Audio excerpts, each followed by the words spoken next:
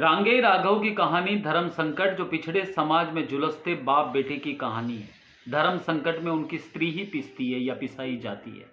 छारा भांतु भेड़कूट सांसी समाज पिछड़ा होने पर भी अपने नशों और नशों में किए दुष्कर्म में हमेशा आगे रहता है।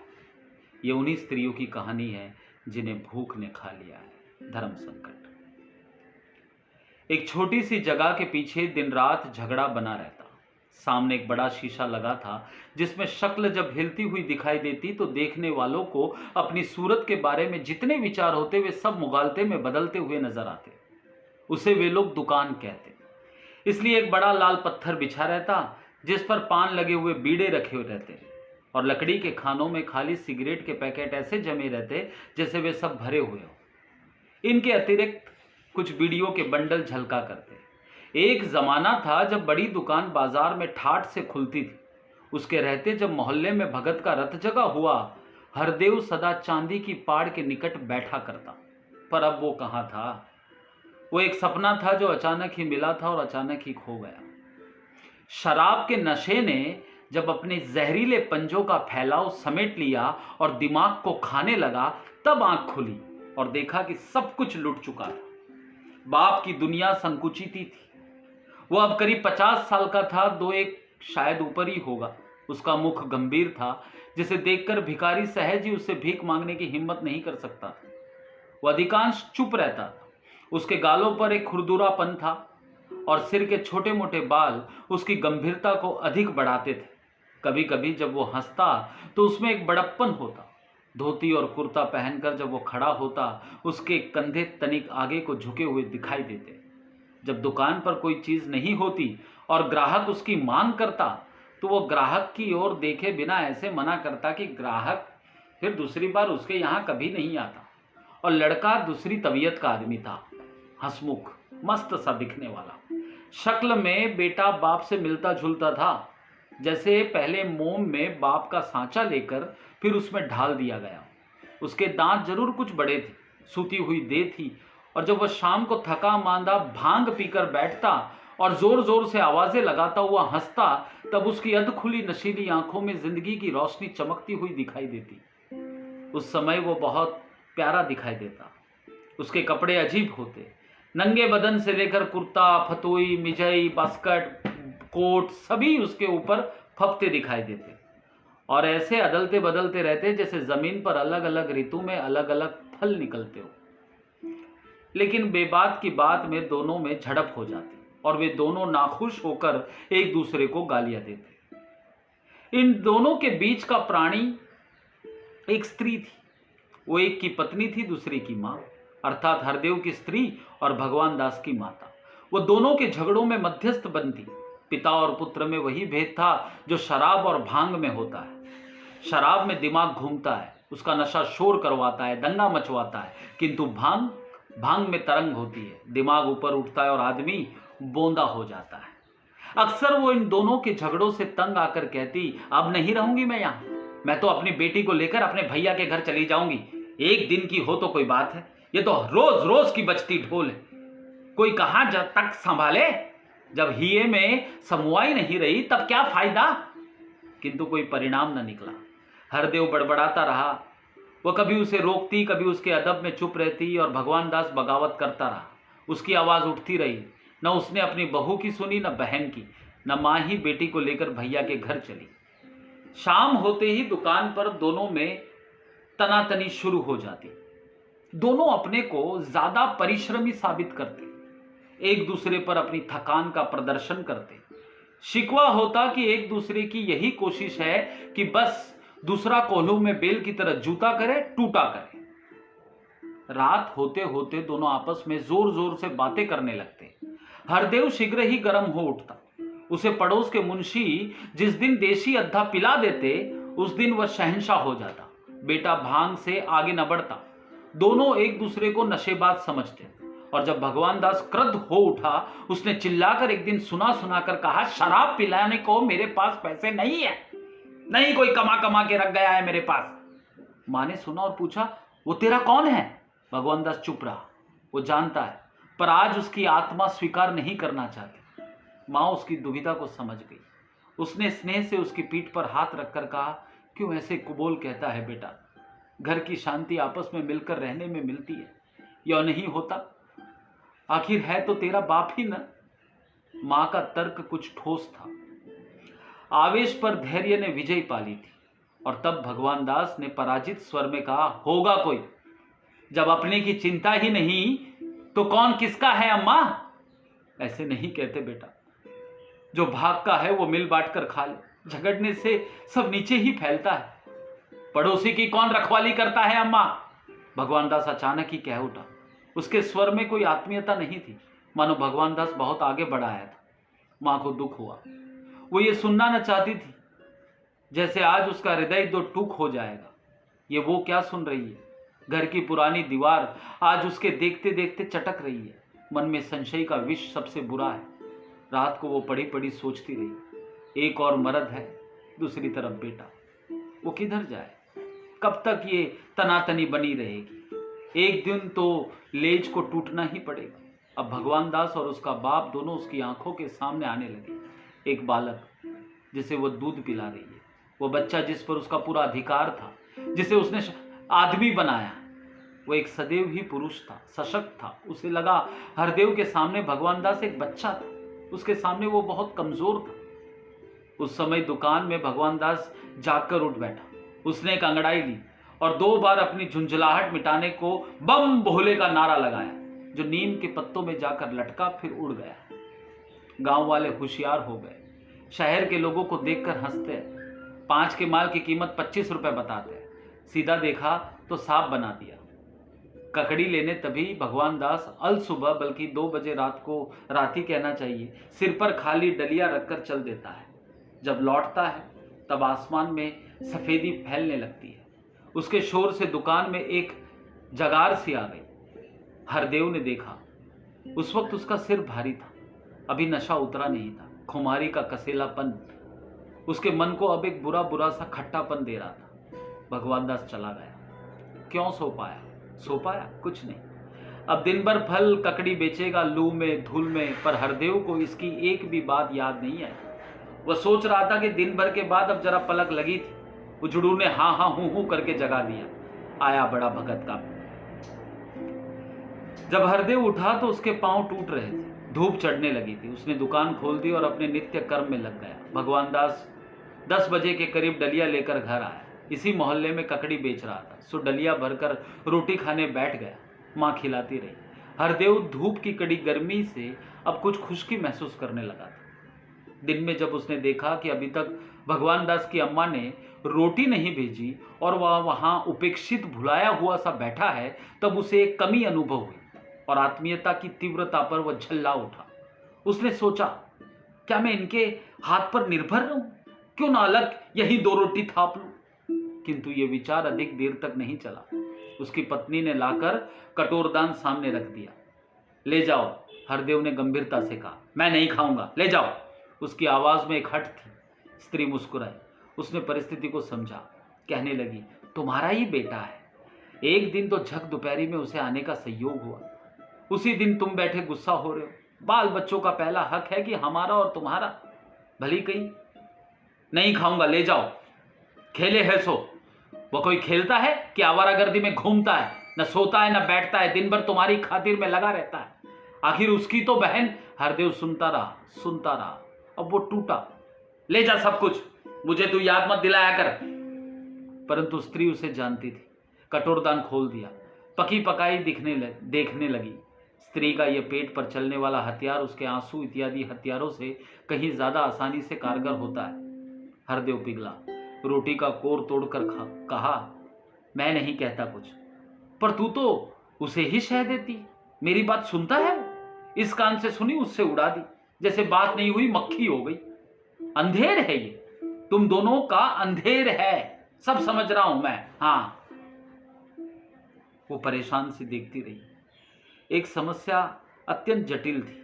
कौन? मैं उसकी तरफ बोलती हूं। उसने एक वाक्य को 3 प्रश्नों में जोड़कर कहा, जैसे समष्टि से व्यष्टि में होता हुआ अहम भाव अंत में अपनी नकारात्मकता में स्वयं सिद्ध हो गया। वो कहने लगी, तुम इस घर में अलग हो, मैं पूछती हूँ, तुम अपने को घर का मालिक क्यों नहीं समझते? बेटी का ब्याह तुम्हें नहीं करना है क्या? वो सिर्फ माँ बेटे की जिम्मेदारी है, बेटी तुम्हारी नहीं है क्या? कह दो, मैं पूछती हूँ, आज कह दो। हरदेव भुनभुनाया। अब ले बेटा, ले बेटा भी जिम्मेदार हो गया।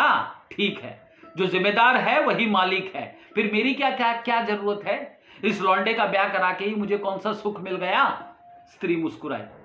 क्या कहते हो बेटा? ब्याह करके नेक चुकाया जाता है, नहीं कि सुख की आशा की जाती है। किंतु बात यही समाप्त नहीं हुई। वो जब चली गई, हरदेव दुकान पर बैठा बैठा ऊबने लगा। मुंशी जी का लड़का 2 बार बुलाकर चला गया। शाम को भगवान दास लौटा। हरदेव भूना बैठा था। दिन में सख्त गर्मी थी, लुओं की चपट से देह झुलस झुलस जाती थी। वो आड़ में लेटा रहा, आकाश से आग बरसती रही। वो इस समय वो वहां से उठना चाहता था। भगवान दास समझ गया, उसे खींच हुई। दिन भर यहां लुओं में चक्कर लगाते लगाते शरीर थक रहा है, और राजा साहब है कि आड़ में भी दुकान पर नहीं बैठ सकते। इन्हें तो नींद चाहिए, नींद। कुछ न कहकर चुपचाप वो मंदिर के नल पर नहाने चला गया। शरीर पर नल का पानी कुछ कुछ सीटा सीटा सा लगा और एक हल्की फुरफुरी आई। वो शिथिल सा पानी की धार के नीचे बैठा रहा। मजा आ रहा था, जैसे इस ठंडक से धूल के साथ सारी हरारत, सारी थकान बह बह कर निकल रही है। उसे काफी देर हो गई। जब वो नहाकर लौटा तो सीधा रोटी खाने घर चला गया, क्योंकि भूख तेज हो गई थी। हरदेव ने देखा, वो क्रोध से कांप उठा। नवाब का बच्चा क्या कहता है? हाँ, अब मुंशी जी क्या रात भर बैठे रहेंगे? एक तो बेचारे बुलाकर पिलाते हैं, तो इस पर कल तक की इंतजार ही करेंगे। आया था, खैर नहा ले भाई, अभी लड़का है, तेरा बखत है। पर ये क्या है कि अब चल दिए बदन फटफटाकर? हरदेव सोचता रहा। विचार एक रूप होकर घिरने लगे। बस इसे क्या, भांग पी ली और सो रहा। एक बार न सोचा होगा कि इसने बुढ़ा क्या कर रहा है, क्या करना चाहता है? अरे उसे दुकान से क्या मतलब, ये तो एक काम करेगा बस। जैसे इसके बाप ने मुझे नौकर रख लिया है कि बैठ, सौदा बेच, जो गुल्लक में आए सो इधर दे, इधर। हरदेव को गुस्सा घेरने लगा, जैसे शिकारी जानवर को घेरता है। जैसे चारों तरफ बाजे बजाती हुई भीड़ बड़ी आ रही है और वो लाचार बाहर निकलता चला आ रहा है। उसे लगा उसके विरुद्ध सारा घर मिलकर एक हो गया है। वो क्यों उन्हें अपना समझता है? वे सब उसे उल्लू बनाकर रखना चाहते हैं, जैसे वो उन सब का गुलाम है। इस विचार और इस जुगुप्सा ने जैसे उसका एकदम दम घोट दिया। उसे लगा वह मझधार में डूब रहा है। अब वो फुफकारने लगा, जैसे मोहल्ले के सब कुत्तों ने मिलकर एक कुत्ते को घेर लिया और उसकी निर्बल आत्मा पिछली टांगों में दुम दबाए दांत निकालकर चिल्ला रही है। वो प्राण प्राण से अपने को मुक्त करने की चेष्टा कर रहा है। बुढ़ा, वो बुढ़ा है, बुढ़ा है। वो चाहते हैं कि अपाहिस्सा उसका हुक्म बजाते रहे। अब जैसे उसकी कोई मर्जी नहीं रही। कल तक वो जहां मालिक था, आज वो वहां गुलाम बनकर रहेगा। उसने दुकान बढ़ा दी। असह्य दुख से उसकी आत्मा छटपटाने लगी। क्या करे, किसी की परवाह? ऐसे रहने से उसे क्या सुख मिलता है? घर पहुंचते ही वो चिल्लाने लगा, कहां है तेरा सपूत कुलच्छनी मां? मैं कोई आदमी थोड़ी हूं, जब देखो जूता रहूं, क्या खाता हूं, क्या पीता हूं, फूटी आंखों। मैं नहीं सोया था इस घर में। इस तरह रहने से तो मर जाना अच्छा है। 24 घंटों मैं दुकान में क्या मक्खियां मारूं मत। स्त्री ने देखा और शांत रही। हरदेव कहता रहा, और नवाब के बच्चे हैं कि सड़कों पर टहल रहे। हरदेव गराज रहा था। उसका क्रोध भगवान दास के चुप रहने से बढ़ता जा रहा था। उसे लगा वह जन्म जिंदगी से ऐसे ही उपेक्षित रहा है, मूर्ख समझा जाता रहा है। इस घर से उसे वो सम्मान नहीं मिल रहा जो उसके योग्य था। भगवान दास ने कोर भरे मुंह से कहा, सुहाए वो जो सुहाने लायक काम करे। अपना है तो क्या सांप भी पास सुलाने को है? नहीं हम बैठे रहते जो पांव मखमली हो। ठेठ पड़ गई है चलते चलते, देहू ठेक पड़ गई है। यहां बाखर में शायद सारे लोग सुन रहे होंगे। क्या सोचते होंगे कि आज बाप बेटे में तू मैं हो रही है? ये विचार अधिक देर तक नहीं रहा। किसके घर के चूल्हे के पीछे राख का ढेर नहीं, घर घर वही मिट्टी के चूल्हे। माँ ने बेटे को डांटा, क्यों रे, बाप के मुंह लगता है? जानता है उसकी इज्जत से तेरी जीभ घिस जाएगी क्या? हरदेव ने सिर हिलाकर व्यंग से कहा, एक यही सपूत तो है मेरी इज्जत करने को रह गया। हा? मेरे पांव की जूती मेरे सिर की इज्जत करेगी? मुझे नहीं चाहिए ऐसी इज्जत। भगवान दास ने खाना छोड़ दिया। वो उठ बैठा और द्वार की ओर चलते हुए कहने लगा, अब नहीं रहना है मुझे इस घर में, समझी अम्मा? तू रह, मैं नहीं, 1 मिनट नहीं रह सकता। कोई बात है, दिन कलेश रात कलेश, 24 घंटे की झिकझिक, इससे तो सखिया खाकर सो जाना भला है। मां ने दौड़कर पकड़ लिया, क्या कर रहा है बेटा? फिर पति से मुड़कर कहा, आग लगे तुम्हारे फूटे बोलों को, थाली पर से मेरा बेटा उठा दिया। अरे तू जाने दे इसे, ब्याह के मैं लाया था तुझे, तूने इसे इतना मुंह चढ़ाकर बना दिया है। वो दिन भूल गया जब पिल्लों की तरह नाली में खेलता था? हम भी बच्चे थे, हमारा भी कोई बाप था, पर हमने कभी सामने खड़े होकर जवाब नहीं दिया। और तू है कि आ बेटा, ले बेटा, निकाल। बेईमान बच्चात, मैं पहले ही कहता था ये किसी भंगी की औलाद है, हरामजादा, छोड़ इसे। और वो दिन तुम भूल गए? भगवान दास ने चिल्लाकर कहा, जब कुत्तों की तरह नाली में पड़े थे शराब पीकर, जब मैंने उठाया था तुम्हें, जब दुनिया का गंदा चाट रहे थे, तब वो सारे दिन भूल गए? तब कहां गई थी तुम्हारी ये हेकड़ी? उसकी चोट से हरदेव तड़प गया। उसने बढ़कर कहा, अब क्या देखूं, सुवर, हलक में हाथ डाल के जीभ खींच लूंगा तेरी। वो चिल्ला उठी, भगवान दास कपूत बाप के सामने होता है, उसकी तुझसे एक बात नहीं सुनी जाती? हरामजादे, क्या ये दिन देखने के लिए तुझे पाल पोस के बड़ा किया था?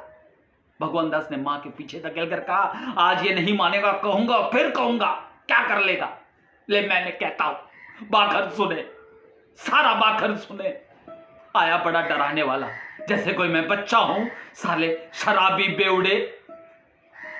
हरदेव का हाथ उठ गया।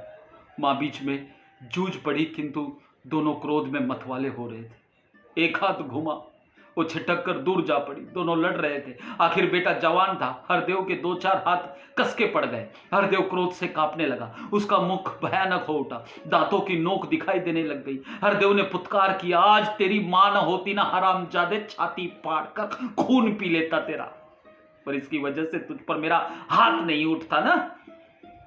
मां भगवान दास को कोसती हुई चिल्लाने लगी, अरे तेरा नाश हो कपूत, बाप पर हाथ उठाते तुझे लाज ना आई?